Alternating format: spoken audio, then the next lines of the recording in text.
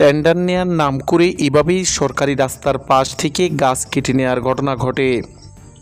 বন বিভাগের লাগানো বিভিন্ন প্রজাতির গাছ যে যেভাবে পারছে কৌশলে রাতে বিরাতে কেটে নিয়ে যাচ্ছে।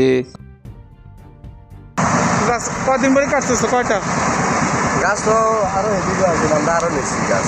এখন ধরেন আরো সামনে আছে, এদিকে কিন্তু কাঁচা লিয়ে আসছে নিয়ে আনি জমি টান পালাইছে। কোনটা জি, গাছ কিনছে কে? টিপু ভাই টিপু ভাই কি করে? মেল টেল আছে বড়। মেলটা কোন জায়গায়? মেল তো জমি টান দক্ষিণ পাশে দিয়ে মেল আছে। এগুলো প্রায় 4-5 দিন ধরে কাটতেছে। ধরেন অন্য জায়গা তো কাটছে, অন্য জায়গা তো কাটছিল, ওইদিকে সামনে। এগুলো সরকারি গাছ না? হ্যাঁ, সরকারি গাছ। এগুলো টেন্ডার হয়েছিল তো, অনেক গাছ কাটছিল। টেন্ডার ছিল তো কিভাবে ধরেন? মানে যে ওই এরা পুরো রাস্তায়, হ্যাঁ এরা পুরো রাস্তায় তো সব গাছ কাটিয়ে গেছে। ওই কাটা হয়েছে কিছু গাছ 5 আগস্টের সময়, 5 আগস্টের আগে কাটা হয়েছে।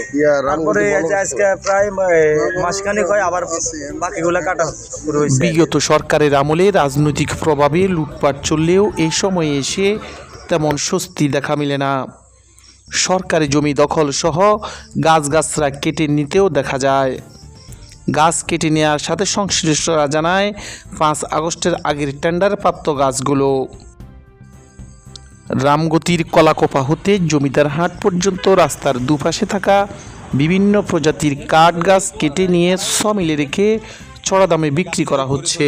রশি দিয়ে এদিকে না টেনে ধরে রশি লাগাইছে, তোর চারটা টান দিতে পারে না? টানি কষাইতে পারি না।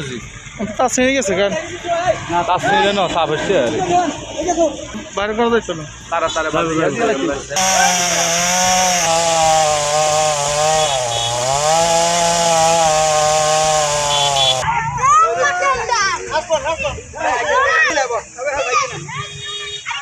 Kamu